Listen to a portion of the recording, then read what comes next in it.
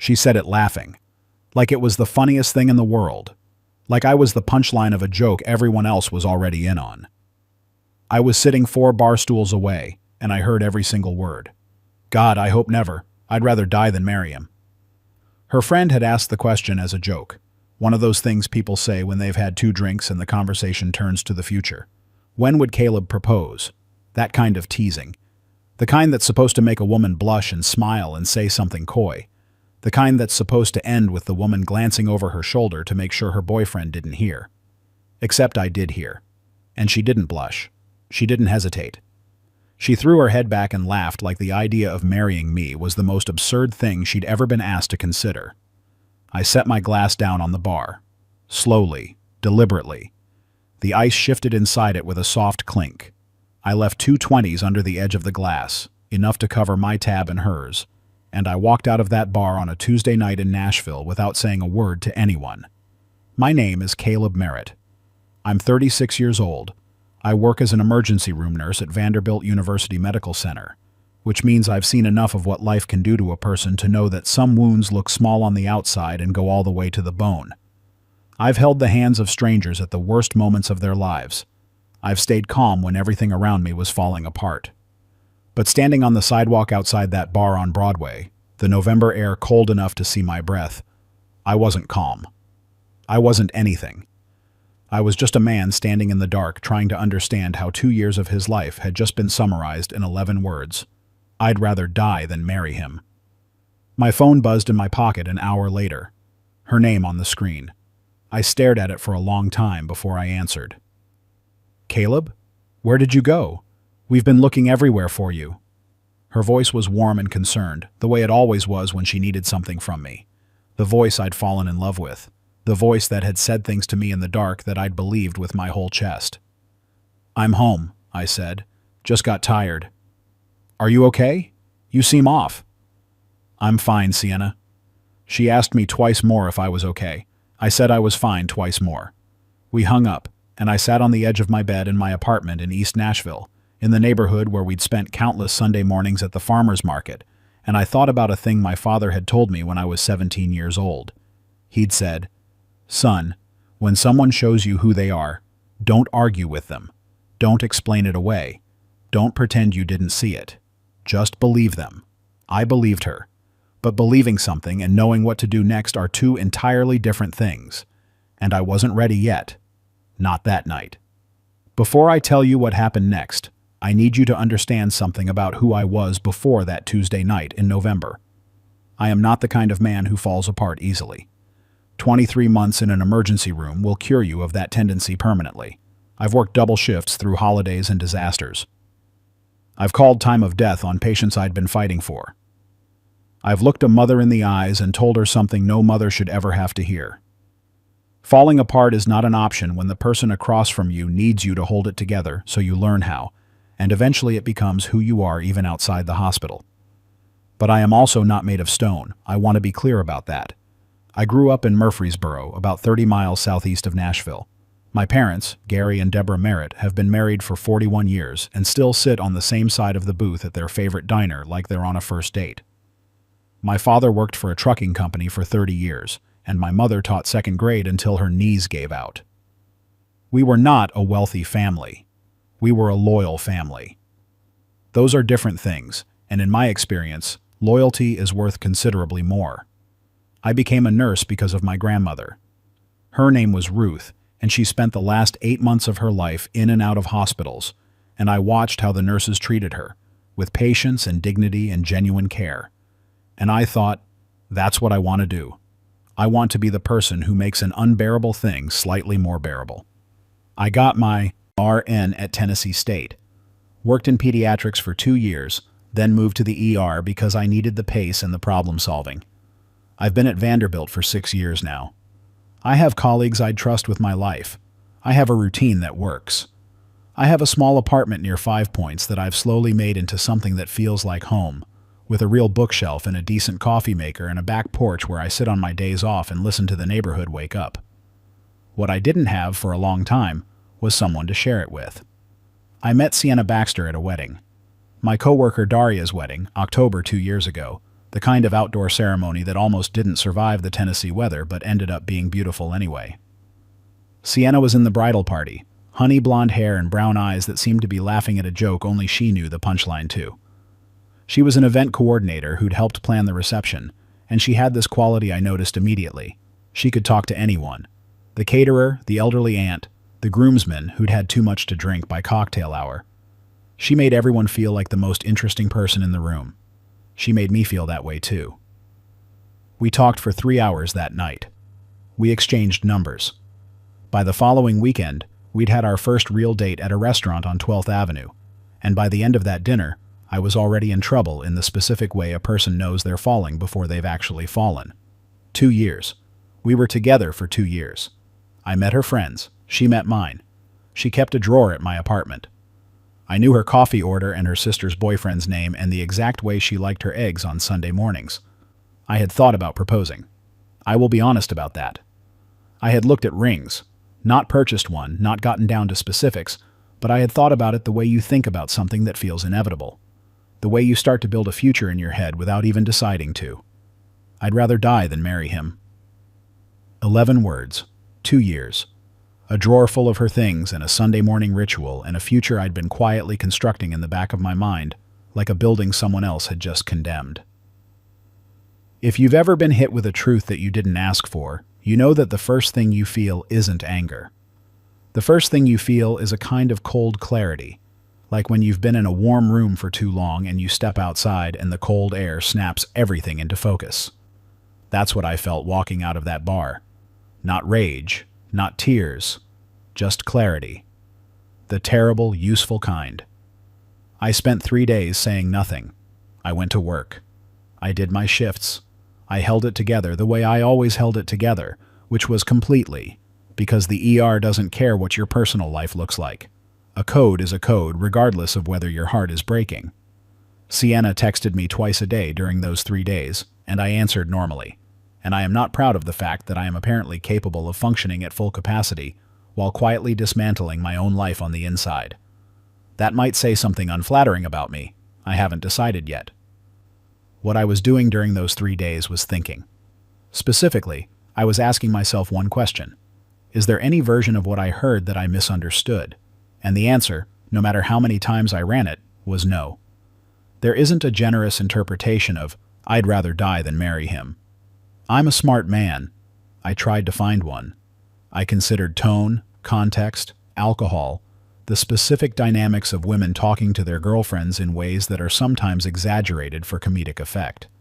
I considered all of it. But she'd laughed. She'd thrown her head back and laughed, and the laughter wasn't nervous or deflecting. It was easy. It was the laugh of someone saying something that felt obviously, plainly true to them. On the 4th day, I called my older brother, Derek Merritt. Derek runs an HVAC company out of Murfreesboro and has been married to his wife Lori for 12 years and has 3 kids under 10 who make an ungodly amount of noise in the best possible way. Derek is the person I call when I need to say something out loud and have someone tell me I'm not crazy. I heard Sienna say she'd rather die than marry me, I told him. No preamble. A pause. Say that again? I said it again. I told him everything. The bar stools, the way her friend had asked the question, and how easily Sienna had answered. Did she know you were there? Derek asked. No. Another pause. Caleb. I know. Have you talked to her about it? Not yet. Are you going to? I'm thinking about how. Derek was quiet for a moment. Then he said, You know what Dad always says. Believe what people show you, I said. She showed you, he said. And that was that. Before I tell you how the conversation finally happened, I need you to subscribe to this channel if you haven't already. Hit that notification bell, leave a comment below about a time when you heard something you weren't supposed to hear, and how it changed everything. And if this story is hitting close to home, give it a like so that more people can find it. These stories matter. And now, back to Caleb. There's a particular kind of silence that lives in the space between what you know and what you haven't yet said. I lived in that silence for 9 days. 9 days of texts and calls and one Friday dinner at her favorite sushi place in Midtown, where I watched her talk about her upcoming event contracts and her friend Priya's new apartment and a trip she wanted to take to Charleston in the spring. And I sat across from her and said all the right things. And I thought, she has no idea. She has absolutely no idea. Not because I'm a good liar, I'm not, but because she wasn't looking. She wasn't reading me the way someone reads a person they're genuinely invested in. She was talking at me, the way you talk at a comfortable piece of furniture that's always been in the room. That thought was the one that finally loosened something in my chest. Not the words she'd said, not the laughter. The realization that she wasn't looking closely enough to notice I was different. I asked her to come over on a Saturday afternoon. She came at 2 o'clock bringing coffee from the place on Gallatin Avenue that she liked and I thought was overpriced. She sat on my couch with her feet tucked under her the way she always did, and she scrolled through her phone while the coffee got cold on the table between us. "Sienna," I said. She looked up. "I need to ask you something, and I need you to be honest with me." She straightened slightly, set her phone face down on the couch cushion. "Okay." "The night at the bar," I said, when Priya asked when I was going to propose. The color shifted in her face, not dramatically, not like someone caught red-handed in a crime. More like a person who's just realized that a door they thought was closed has actually been open the whole time. "Caleb, what did you say?" She opened her mouth, closed it. "You heard me?" "I heard you," I confirmed. "I want to hear you say it again. In this room, to my face." She looked at the window, at the coffee, at her hands, not at me. We were having drinks, and Priya was being silly, and sometimes when you're with your girlfriends you say things that... "Sienna." She stopped. "I'm an ER nurse," I said. "I have spent 6 years learning to read people under extreme stress. I know what someone sounds like when they're performing for their friends, and I know what someone sounds like when they're telling the truth. You were telling the truth." The silence that followed was the longest one I'd ever sat through voluntarily, and I've sat at a lot of bedsides. I know how to hold silence. Finally, she said, "It's not that I don't care about you." "That's not what I asked." She pressed her lips together. "It's complicated." "Try to uncomplicate it." She exhaled slowly. "Caleb, you're wonderful. You are. You're kind and stable and reliable. Those are adjectives people use to describe a good couch," I said. "That's not fair." "You laughed," I said. When Priya asked, you laughed. Like the idea of spending your life with me was the funniest thing you'd heard in months. I just want to understand. Was that real? Or was I imagining something? She was quiet for a long time. Then, very quietly, she said, "It was real." I nodded. I had expected, I think, to feel something devastating in that moment. A collapse, a crack, a sudden flooding of grief the way grief hits when it finally gets through the door you've been holding shut. But what I actually felt was simpler than that. Cleaner, like setting down a heavy bag after carrying it a very long time. "Thank you," I said. She looked confused. "For what?" "For being honest. Finally." I stood up, walked to my bedroom and came back with the drawer. Her drawer, the one in the little side table near my window, and I set it on the coffee table in front of her. Her charger, a travel-sized lotion, a spare key to my apartment, a pair of earrings she'd been looking for.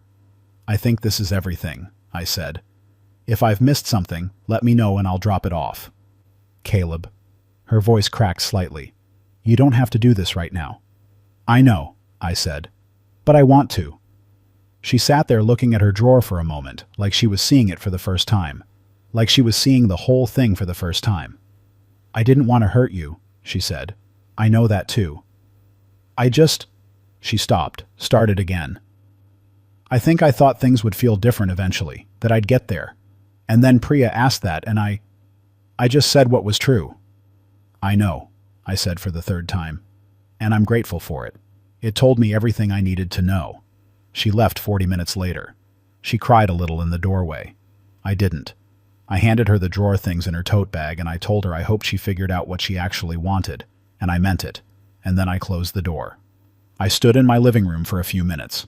It was quiet. The apartment smelled like her coffee and her perfume, and both of those things would take a few days to fade, but they would fade. I put on my jacket and went for a walk. Here is the thing about Nashville in November. People don't talk about it the way they talk about Nashville in summer, with the rooftop bars and the honky-tonks and the bachelorette parties spilling onto Broadway 6 nights a week. But November in Nashville has its own personality. The leaves on the trees along Shelby Park come down in waves, golden and brown and stubborn, and the air smells like wood smoke from somewhere in the neighborhood, and the greenways are quiet in the mornings in a way that feels like permission to think. I walked for 2 hours. I thought about Sienna, and then I stopped thinking about Sienna and started thinking about everything else. About whether I'd missed signs that, looking back now, were obvious. About the way she'd sometimes redirect when I talked about the future. Not avoid it exactly, just steer slightly, the way you'd redirect a conversation you were bored with. About the fact that she'd never once, in 2 years, asked me what I wanted our life to look like. She'd talked about what she wanted. She'd made plans that included me in a logistical sense, but she'd never asked. I thought about my parents. 41 years, same side of the booth. My mother asking my father about his day with the same genuine interest she'd had on their first date. My father remembering small things she mentioned weeks later and acting on them. The specific, attentive kind of love that isn't dramatic or loud but is extraordinarily consistent. I thought about the fact that I am 36 years old and I work 50-hour weeks in an emergency room and I come home to a good apartment in a good neighborhood in a city I love, and that is not a bad life. That is, by any reasonable measure, a genuinely good life. And I had been so focused on adding Sienna to it that I had not noticed she wasn't actually adding anything to it either. My phone buzzed. A text from Sienna. I keep replaying our conversation and I think I made a terrible mistake. Can we please talk? I read it 3 times, wrote a response in my head. Then I put my phone back in my pocket and kept walking. There is a difference between making a mistake and having a moment of honesty. Sienna hadn't made a mistake. She'd told the truth. The mistake, hers and mine equally, was the 2 years we'd spent not having that conversation at all. The truth wasn't the problem. The truth was the beginning of the solution. I texted back 2 hours later, when I'd made it home and made a bowl of pasta and sat at my kitchen table with the radio on. You didn't make a mistake, Sienna. You told the truth. That's not something you should apologize for. She called immediately. I let it go to voicemail. She called again. Same. She texted. I miss you already. I think I'm in love with you. I just got scared. I looked at that text for a long time, and then I thought about what scared means. Scared of what? Scared of commitment? Scared of the wrong person? Because those are very different kinds of scared, and only one of them has anything to do with me. I typed back. I think you should take some time and figure out what you actually want. I hope you find it. I really mean that. And then I turned the ringer off and finished my pasta. 3 weeks after Sienna and I ended, my coworker Daria, whose wedding I'd attended 2 years ago, the one where I'd met Sienna in the first place, sat across from me in the break room at Vanderbilt at 2 a.m. between shifts and said, "You seem different." "Different how?" "Lighter," she said. "Which is weird because I know you just broke up with Sienna." "We ended things," I said. "There's a distinction." Daria raised an eyebrow. "What's the distinction?" She said something that was true. I responded to what was true. Nobody broke anything. Daria considered that. What did she say? I told her. I told her the way I'd been telling the story for 3 weeks. Calmly, factually, without editorializing too much. The bar stools, the 11 words, the walk home. Daria sat quietly for a moment. Then she said, "I always liked you both, but I never actually thought you were right for each other." "Why didn't you say anything?" She shrugged. "It's not my place to say things like that. People have to figure it out for themselves." "Apparently some people need to hear it from a stranger in a bar first," I said. Daria laughed. It felt good to make someone laugh about it. It meant I was past the part where it was still raw, which wasn't nothing. "Can I ask you something?" Daria said. "Sure." "Do you regret the 2 years?" I thought about it honestly, the way I try to think about most things. "No," I said. "I learned what I want. That's worth something." "What do you want?" "Someone who doesn't need to get there," I said. "Someone who's already there." Daria nodded like that made sense. It did. It took me 2 years and one overheard conversation to understand it, but it made complete sense. I want to tell you about my father for a moment, because he's important to this story in a way that isn't obvious. Gary Merritt is not a sentimental man in the conventional sense. He doesn't make speeches. He doesn't gather the family together to say meaningful things. He shows up. That is his love language and his primary mode of communication. He shows up to every single thing that matters and a lot of things that don't, and he is present when he's there in the specific way that some people simply never manage to be. When I told him about Sienna, I drove down to Murfreesboro the Sunday after we ended things, sat at my parents' kitchen table with my mother's coffee and my father's full attention. He didn't say a lot. He listened. My mother said more because she always does, and what she said was kind and warm and practical in that specific motherly way. She said I deserved someone who was certain about me. She said certainty wasn't something you worked toward in a relationship. It was something you either had or you didn't. My father waited until she'd finished, and then he said, "You okay, son?" I said I was. He nodded. Good. And then he said, "I want to tell you something I've never told you before." My mother looked at him. I looked at him. My father doesn't preface things, he just says them.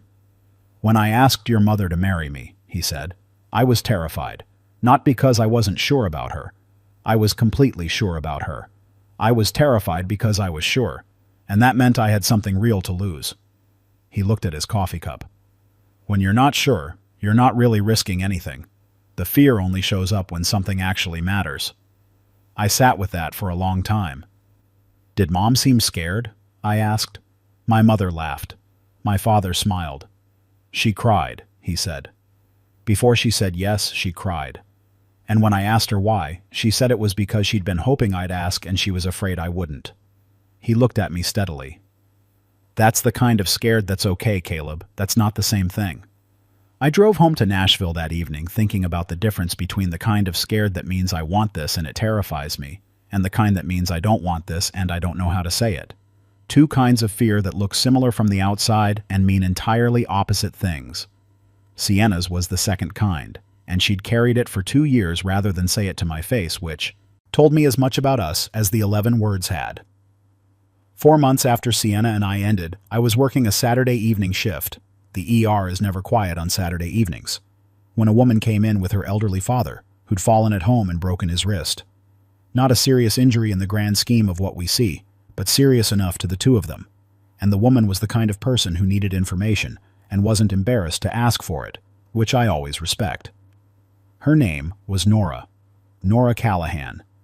She was a third-grade teacher at an elementary school in Germantown, and she had her father's same sharp eyes and the kind of calm that people develop when they've been managing other people's worry for a long time. She asked good questions. She said thank you and meant it. When her father was settled and the wrist was wrapped and I came back to check on them, she was reading him a book from her bag. A paperback mystery, not her usual genre, she said. She'd grabbed it at random because she knew waiting rooms ran long. "That's thoughtful," I said. "He gets anxious when he has nothing to focus on," she said. "He's been by himself a lot since my mom passed." "When did she pass?" 2 years ago. It was fast. Heart." She said it matter-of-factly, the way people say things they've made their peace with, even when the peace cost them something. "He's doing better. This was just an accident. He leaned too far trying to get something off a high shelf." "Top shelves are responsible for more ER visits than people realize," I said. She smiled. "I'm moving everything I can down to middle shelves this week." Her father, whose name was Tom, fell asleep about 20 minutes later, and she sat reading her mystery novel with a small, focused frown. And I did my rounds, and at the end of my shift, when they were about to leave, she stopped me in the hallway and said, "I meant to say, you were really kind in there. To him especially. It matters." "It's why I do it," I said. She nodded. "I can tell." There was a pause, the specific kind of pause that you either act on or you don't. "I don't usually do this," I said, "but would you want to get coffee sometime?" She looked at me for a moment, not nervous, not performing, just considering. And then she said, "Yes, I would." I gave her my card, The plain one with just my name and number. She took it. She said goodnight. She walked her father out through the sliding doors and into the parking garage, and I stood in the hallway of the ER at 11:15 on a Saturday night, feeling something I hadn't felt in a while. Certain. Not about where it was going. I didn't know where it was going. But certain that asking was the right thing. That she was someone worth asking. That the instinct was sound, and not the desperate kind of grasping that happens when you're trying to fill a hole, but the quieter kind that happens when something is actually right. She texted me 3 days later.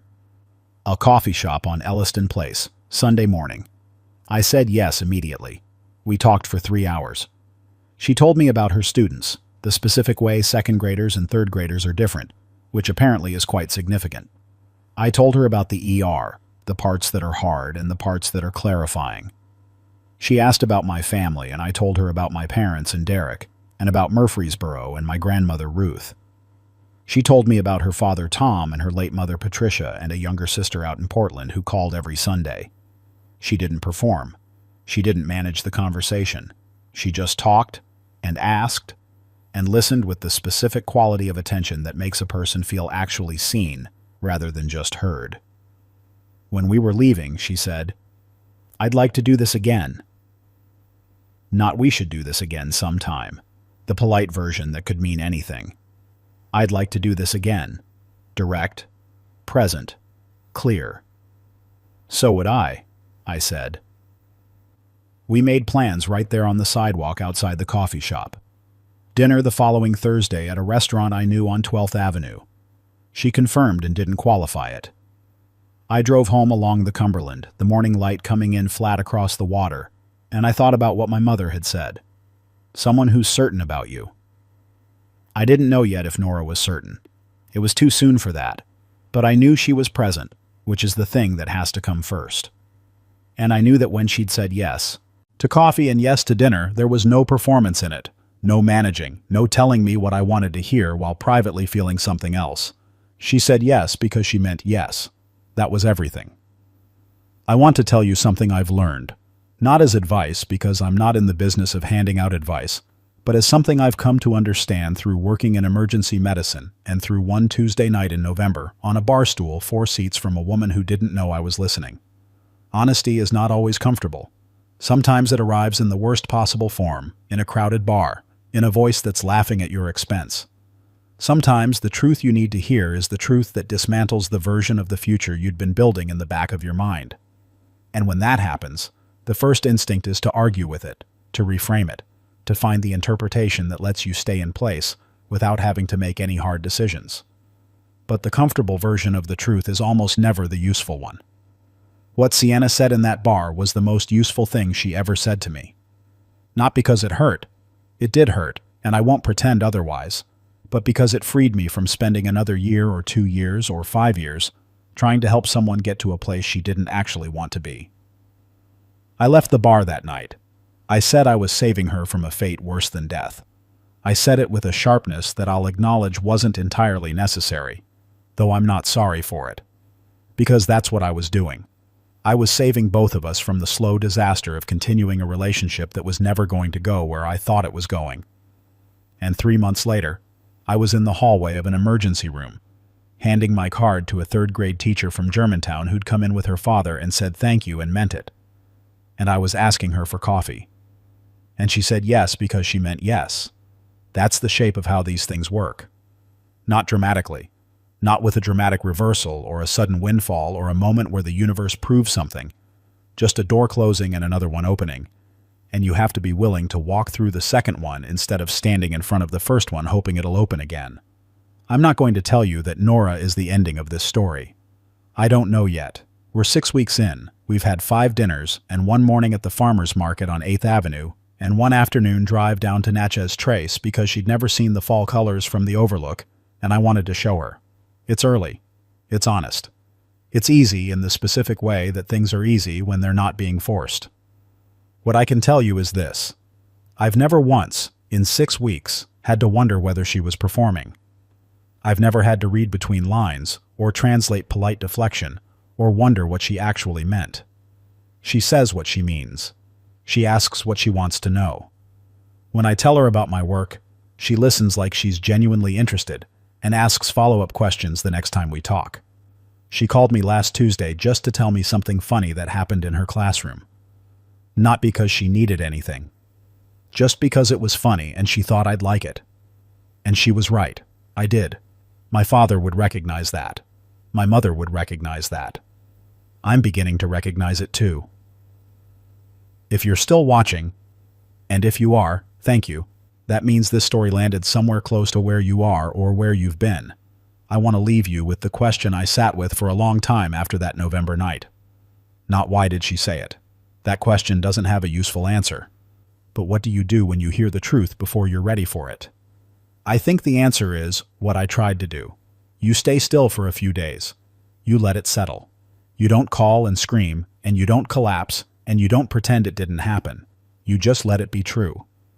And then, when you're ready, you respond to what's true instead of to what you were hoping for. That's the hardest thing. Responding to what's true instead of what you were hoping for. But it's the only way forward that doesn't cost you more than it saves. My name is Caleb Merritt. I'm a nurse. I walked out of a bar in November with 11 words in my chest and a very clear picture of what my next move had to be. And I'll tell you something my grandmother Ruth would have said, had she been alive to see all of this. She would have said, "Baby, the truth doesn't always come wrapped up nice. Sometimes it comes loud and sideways and from someone who didn't mean to give it to you. But it's still the truth. And the truth is always a gift, even when it doesn't feel like one." She was a wise woman. She was worth becoming a nurse for. Caleb didn't lose anything that night in that bar. He found something. He found out the truth before he wasted another year chasing someone who'd already made her decision and just didn't have the courage to say it to his face. And honestly, that's the scariest part of this whole story, Sa. Not what she said. It's how long she didn't say it. So if you're sitting there right now in a relationship where something feels off, where you're doing all the work and getting polite smiles in return, don't wait for a bar conversation to wake you up. You already know. You've known for a while. The question is just whether you're ready to be honest about it. Caleb was, and look where it took him.